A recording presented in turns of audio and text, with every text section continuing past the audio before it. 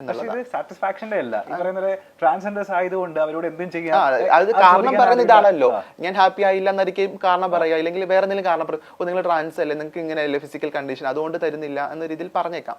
അപ്പം അതാ പറഞ്ഞത്, നമ്മൾ പോകുമ്പോൾ ഒരു ഇതൊക്കെ പറഞ്ഞിട്ടായിരിക്കും അവർ മിക്കപ്പോഴും പറയുന്ന ഒരു കാര്യമാണ് ഞാൻ കേട്ടിട്ടുള്ളത്, ഈ സാറ്റിസ്ഫൈഡ് ആകുന്നില്ല എന്നുള്ളത്. അപ്പൊ എനിക്ക് തോന്നുന്നില്ല കേട്ടോ അങ്ങനത്തെ ആരെക്കാളും ഒക്കെ തന്നെ ഈ പറഞ്ഞ എല്ലാരെ പോലും കഴിവുള്ള എല്ലാരെ പോലും പറ്റുന്ന ആൾക്കാർ. ശാസ്ത്രം പറയുന്നത് മറ്റാരെക്കാളും സാറ്റിസ്ഫൈ ചെയ്യാൻ പറ്റിയിട്ടാണ്. അത് എനിക്ക് ശാസ്ത്രീയമായിട്ട് അറിയില്ല കേട്ടോ, ആയിരിക്കാം. അങ്ങനെ ഈ 7ാം ക്ലാസ്സിൽ പഠിക്കുമ്പോഴല്ലേ കൂട്ടമായിട്ട് വന്നിട്ട് നമ്മൾ ഫിസിക്കലി ഒരു 8ാം ക്ലാസ് ഒക്കെ പഠിക്കുന്ന സമയത്താണ് ക്ലാസ് മുറിയിൽ 8 സ്റ്റുഡൻസിനായിരുന്നു ഫിസിക്കലി ഒരു ഗ്യാങ് റേപ്പ് നേരിടേണ്ടി വന്നിട്ടുണ്ട്. അത് ക്ലാസ്മേറ്റ്സ് ആണോ ചെയ്തത്? ആ ക്ലാസ്മേറ്റ്സ് ആണ്. അപ്പൊ റിയാക്ട് ചെയ്തില്ലേ അപ്പൊ ആ സമയത്ത്? 8 പേരെ അടുത്ത് ഒരു മാൻ പവർ എന്നല്ല, നമുക്ക് പറ്റില്ല, ഒരു ഫിസിക്കൽ പവർ എനിക്ക് ഉണ്ടായിരുന്നില്ല അവരെ റിയാക്ട് ചെയ്യാൻ. ഞാൻ കരയുന്നു, നിലവിളിക്കുന്നു, അതൊക്കെ എനിക്ക് നല്ല ഓർമ്മയുണ്ട്. ആ ദിവസം എനിക്ക് ഇപ്പോഴും ഓർമ്മയുണ്ട്. എൻ്റെ ബാഗൊക്കെ ഇങ്ങനെ തറയിൽ നിന്ന് വീഴുന്നതും എൻ്റെ ഡ്രസ്സ് ഇങ്ങനെ ഊരുന്നതൊക്കെ എനിക്ക് നല്ല ഓർമ്മയുണ്ട് ആ ദിവസം. ഞാൻ ഒരിടത്തും ആ വിദ്യാർത്ഥികളുടെ പേരൊന്നും പറയാൻ ഒരിക്കലും ആഗ്രഹിക്കുന്നില്ല. തെറ്റുകൾ ചെയ്യപ്പെട്ടിട്ടുണ്ട്, തിരുത്തപ്പെടുക തന്നെ ചെയ്യും എന്നാണ് ഞാൻ വിശ്വസിക്കുന്നത്. ക്ഷമയൊക്കെ ചോദിച്ചിട്ടുണ്ട് അതിന് ശേഷം, മീൻസ് ഇപ്പം ഒന്നില്ല, റീസെന്റ് അതൊക്കെ ക്ഷമ ചോദിച്ചിട്ടുണ്ട് ആൾക്കാർ. എങ്കിലും മറക്കാൻ പറ്റാത്തൊരു ദിവസം തന്നെയായിരുന്നു അതെന്നുള്ളതാണ്. ഇപ്പൊ ടീച്ചേഴ്സിന്റെ അടുത്ത് ചെന്ന് ഈ ഞാൻ അതിന് മുൻപ് തന്നെ ടീച്ചേഴ്സിന്റെ അടുത്ത് പല കാര്യങ്ങളും പറഞ്ഞപ്പോൾ എനിക്ക് പോസിറ്റീവ് സാധനം കിട്ടാത്തതുകൊണ്ട് തന്നെ ഞാൻ പറഞ്ഞിട്ടില്ല എന്നുള്ളതാണ്. ഈ ഇൻസിഡന്റിനെ പറ്റി പറഞ്ഞിട്ടില്ല. വീട്ടിലും പറഞ്ഞിട്ടില്ല. ഞാനൊരു 2 ആഴ്ചയോളം ഞാൻ ട്രോമയിലായിരുന്നു. ട്രോമ കാണിക്കാൻ പറ്റില്ലല്ലോ നമുക്ക് ഒരിക്കലും. പറയുന്നത് ഒരു 13-14 വയസ്സിലല്ലേ സംഭവിക്കുന്നത്.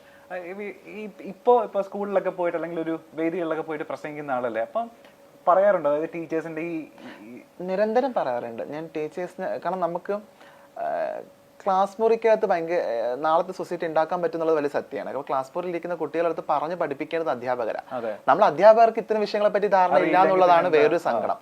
നമ്മൾ ഇതിനൊക്കെ ഏറ്റവും യൂസ്ഫുൾ ആകുന്ന ഒരു കാര്യം സെക്സ് എഡ്യൂക്കേഷൻ കൊടുക്കുക എന്നുള്ളതാണ്. അത് വിദ്യാർത്ഥികൾക്ക് കൊടുക്കുന്നതിന് മുൻപ് അധ്യാപകർക്ക് കൊടുക്കണം എന്നുള്ളതാണ്.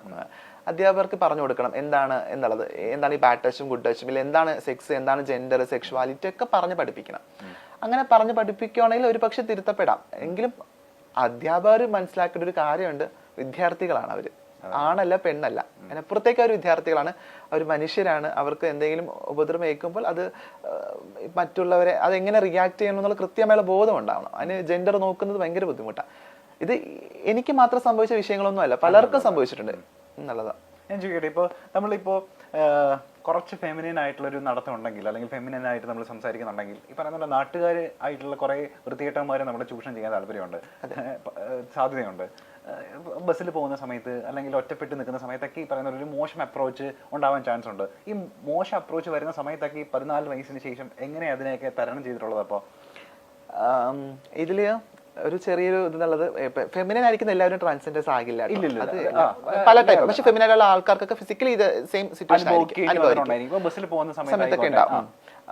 ഞാൻ സോഷ്യൽ മനുഷ്യനായിരുന്നില്ല ആ സമയത്ത്. ഞാൻ വീട് അത് നടന്നു പോകുന്നത്. അപ്പൊ എനിക്ക് ഈ ബസ്സിൽ ഞാൻ ആദ്യമായിട്ട് കയറുന്നത് ഐ തിങ്ക് ഒരു +2 പഠിക്കുന്ന സമയത്താണ് തോന്നുന്നു. എനിക്ക് അതിന് മുന്നേ ഞാൻ ബസ്സിൽ കയറിയിട്ടില്ല. ഞാൻ വിവാഹങ്ങളിൽ, മരണങ്ങളിൽ, പൊതുചടങ്ങുകളിൽ, പബ്ലിക് കൂടുന്ന ഗ്യാതറിംഗ് സ്പേസുകളിലൊന്നും പങ്കെടുക്കില്ല. പ്രത്യേകിച്ച് ഫാമിലി ഗ്യാതറിംഗിലൊന്നും പങ്കെടുക്കില്ല. പങ്കെടുത്ത ഞാനാകും അവിടുത്തെ ഒരു വലിയ ടോപ്പിക് എന്നുള്ളത് നല്ല ബോധമുണ്ട്. അപ്പം കളിയാക്കാനും ആൾക്കാർക്കൊക്കെ എന്തെങ്കിലുമൊക്കെ ചെയ്യാൻ. പക്ഷെ എന്നും പറഞ്ഞ് എനിക്ക് അങ്ങനത്തെ മോശം അനുഭവം ഇല്ലായില്ല. എങ്കിലും ഈ പോകുന്ന ഇടങ്ങളിൽ സെക്ഷുവലി ഉള്ള ഒരു ടോക്ക് ഇല്ലെങ്കിൽ സെക്ഷുവലി ആയിട്ടുള്ള ഒരു അപ്രോച്ച് ഒക്കെ ഉണ്ടായിട്ടുണ്ട്. അതൊക്കെ കുട്ടിയല്ലേ, അപ്പം നമുക്ക് കുട്ടിയാകുമ്പോൾ ഓടാനും ചാടാനൊക്കെ കുറച്ചുകൂടി ഇതുണ്ട്. അപ്പം റിയാക്ട് ചെയ്യാനുള്ള പവറൊന്നും ഇല്ല. ആ സിറ്റുവേഷനെ ഒന്ന് സ്കിപ്പ് ചെയ്ത് വിടും എന്നുള്ളത്. ഒരിടത്തും ഒരു പരാതിയും പറയാത്ത ആൾക്കാരാണ്.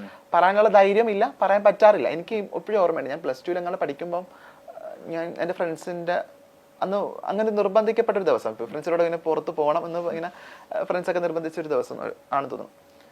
അപ്പം ഇങ്ങനെ പോയ സമയത്ത് എന്നൊരു ആളിങ്ങനെ ഈ പറഞ്ഞ കണക്ക് സെക്ഷുവലി ഇങ്ങനെ സംസാരിച്ചു. ഇയാൾ ഭയങ്കര ഫെമിനൈൻ അല്ലേ, മറ്റേതൊക്കെ ആയിരിക്കും, മറ്റൊരു വേർഡ് യൂസ് ചെയ്ത് മറ്റേതായിരിക്കും, ഇങ്ങനെ കിട്ടുമോ എന്ന രീതിയിലൊക്കെ. അപ്പൊ ഞാൻ ഇത്രയും ഫ്രണ്ട്സിൻ്റെ ഇടയിൽ നിൽക്കുക. അപ്പൊ നമ്മൾ എന്താ ചെയ്യാം, ഫ്രണ്ട്സ് ഇപ്പം നമ്മളെ സപ്പോർട്ട് ചെയ്യുന്നു നമ്മൾ കരുതും.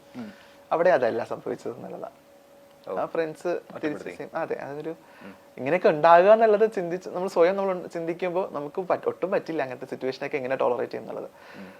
അതൊക്കെ ടോളറേറ്റ് ചെയ്യേണ്ടി വന്നു എന്നുള്ളതാണ്. ഈ നേരവും കടന്നു പോകും എന്നുള്ളതായിരുന്നു. ഈ ട്രാൻസ്ജെൻഡർ ആവാൻ പോയതിന് ശേഷമുള്ള ഒരു ജീവിതം ഉണ്ടല്ലോ, അതായത് ഈ മമ്മിയുടെ കൂടെയാണ് അപ്പൊ താമസിച്ചതൊക്കെ, സർവൈവ് ചെയ്തതൊക്കെ അവിടെ നിന്നിട്ട് തന്നെയാണ്. അപ്പൊ എത്ര കാലം അവരുടെ കൂടെ താമസിച്ചു? ഞാനൊരു 1.5 years അവരുടെ കൂടെ ആയിരുന്നു. എനിക്ക് പിന്നെ ഒരു ലിവിംഗ് ടു ദ റിലേഷൻ ഉണ്ടായിരുന്നു, ഒരു പാർട്ട്ണർ ഉണ്ടായിരുന്നു. ഒരു പാർട്ട്ണറോടൊപ്പം ഒരു 2-2.5 വർഷം ജീവിച്ചു. നിലവിൽ ഐ എം സിംഗിൾ. ഞാൻ ഒറ്റയ്ക്ക് ഇൻഡിപെൻഡന്റ് ആയിട്ട് ജീവിക്കുന്നു. ഇപ്പം എനിക്കൊരു ഫാമിലിയൊക്കെ ഉണ്ട്, ചൂസിങ് ഫാമിലിയൊക്കെ ഉണ്ട്. എനിക്കിപ്പോൾ ഞാനൊരു ഫ്രണ്ട് സർക്കിളിനകത്ത് ജീവിക്കും, ഭയങ്കര കംഫർട്ടബിളാണ്. ഈ ഫ്രണ്ട് സർക്കിളിന്റെ കാര്യം പറയുമ്പോഴേ എപ്പോഴൊക്കെ കണ്ടിട്ടുണ്ട് അപ്പോഴൊക്കെ നമ്മളുടെ കൂടെ ഒരാളുണ്ടായിരിക്കും. ശ്രുതി സിത്താരയായിട്ടപ്പോ ഇത്രയും സൗഹൃദം വരുന്നത്? ഞാനും ശ്രുതി വളരെ, ഞാൻ തുടക്ക സമയത്ത് ഞാൻ പറഞ്ഞ ശ്യാമയുടെ കൂടെ താമസിക്കുന്ന സമയത്ത് തന്നെ ഞാൻ ശ്രുതിയായിട്ട് അപ്പം കാണുന്നുണ്ട്. ഞങ്ങൾ അപ്പം ഒരു കൂട്ടൊന്നുമില്ല, ഞങ്ങൾ രണ്ട് വ്യൂ പോയിന്റ് ഒക്കെ ഉള്ള ആൾക്കാരായിരുന്നു. അപ്പം പിന്നെ പതിയെ ഞങ്ങൾ ഭയങ്കര ഫ്രണ്ട്സായി. ഇപ്പം നല്ല ഫ്രണ്ട്സാണ്. ഇപ്പം ഞങ്ങളൊരു 4 പേര് അടങ്ങുന്ന ഒരു ഗ്യാങ് ഒക്കെയാണ്. ഞാൻ, ശ്രുതി, ദയ, സാദിയ എന്ന് പറയുന്ന. അപ്പം നമ്മൾ ഒരാൾ അറിയുന്ന ആൾക്കാരാണെങ്കിൽ 4 പേരും അവർ അറിയും എന്നുള്ളതാണ്. കാരണം നമ്മൾ എല്ലാ ഇടങ്ങളിലും 4 പേരെയും സംസാരിക്കുന്ന, അല്ലെങ്കിൽ ഇപ്പൊ സ്റ്റാറ്റസ് ഒക്കെ നോക്കിയാൽ ഒരാളെ മാത്രം ഒരുമിച്ചായിരിക്കും, കൂട്ടായിരിക്കും. അങ്ങനെ 2023 ഭയങ്കര കിടിലം വർഷമാവട്ടെ. അതിന് മുൻപായിട്ട് ഞാൻ ഇനി കുറച്ച് ആൾക്കാരുടെ പേര് പറയാൻ പോവാണ്. എനിക്ക് തോന്നുന്നു സമീപകാലങ്ങളിൽ ചിലപ്പോൾ അവരായിട്ട് അസോസിയേറ്റ് ചെയ്യാൻ ചിലപ്പോൾ ഭാഗ്യം ഉണ്ടാവുമായിരിക്കും. ഈ പേര് പറയുന്ന സമയത്ത് അവരെ പറ്റിയിട്ടുള്ള താങ്കളുടെ അഭിപ്രായം എന്താന്ന് അറിയാൻ താല്പര്യമുണ്ട് എനിക്ക്. പേര് പറയട്ടെ. ജേർണലിസം പഠിച്ചുകൊണ്ട് തന്നെ എല്ലാ ദിവസവും ഈ പറഞ്ഞ ന്യൂസൊക്കെ കാണാനും പത്രം വായിക്കാനൊക്കെ സമയം കണ്ടെത്താറുണ്ടല്ലോ? കുഴപ്പമില്ല, ഫോൺ ഭയങ്കര യൂസ് ആണ് അതിലൊക്കെ. ഓക്കെ. ന്യൂസ് വായിക്കുന്ന അല്ലെങ്കിൽ ഫോൺ ഉപയോഗിക്കുന്ന ന്യൂസ് ഹാൻഡിലൊക്കെ ഡെയിലി പറയുന്ന ചുമ്മാ ഒന്ന് കണ്ണോടിക്കുന്ന ആളാണെന്നുണ്ടെങ്കിൽ ഇവരുടെയൊക്കെ പേര് എന്തായാലും അറിഞ്ഞിരിക്കണം. അപ്പോൾ ഇവരെ പറ്റി പറയുന്ന പോലെ അഭിപ്രായം ഒന്ന് പറഞ്ഞാൽ മതി. ഓക്കെ. നമ്മളുടെ കാഴ്ചപ്പാട് ഭയങ്കര കാഴ്ചപ്പാടുള്ള വ്യക്തിയാണെന്നാണല്ലോ എല്ലാവരും പൊതുവെ പറയപ്പെടുന്നത്. ആദ്യത്തെ ആൾ ഈ പറയുന്ന പോലെ അഖിൽ മാരാർ ഈ സമീപകാലത്ത് ഭയങ്കര ചർച്ച നേടിയ ഒരാളാണ്. എന്താ അഖിൽ മാരാറിനെ പറ്റിയിട്ടുള്ള അഭിപ്രായം എന്താ?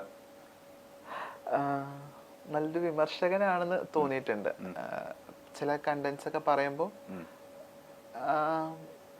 അങ്ങനെ ഭയങ്കര കുറ്റം പറയാനായിട്ട് തോന്നിയിട്ടില്ല. പിന്നെ പുള്ളിയുടെ പൊതുവിൽ ഉള്ള പുള്ളി ഭയങ്കര ക്യൂർ ഫ്രണ്ട്ലി ആണെന്ന് തോന്നുന്നില്ല. അങ്ങനെ എനിക്ക് അറിയില്ല, ഭയങ്കര ക്യൂർ ഫ്രണ്ട്ലി ആണ് അല്ലെങ്കിൽ അങ്ങനത്തെ ഒരു മനുഷ്യനാണെന്ന് തോന്നാറില്ല.